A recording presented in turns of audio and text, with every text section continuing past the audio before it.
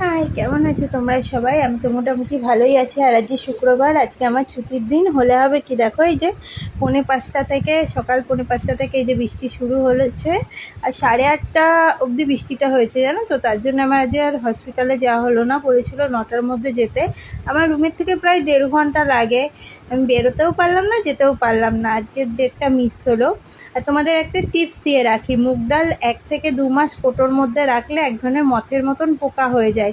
তো করবা কি বলো তো, এই যে দেখলে আমি কড়াইতে গরম জল করেছিলাম, তারপরে থালাটা দিয়ে মুগ ডালটা ঢেলে রেখেছিলাম।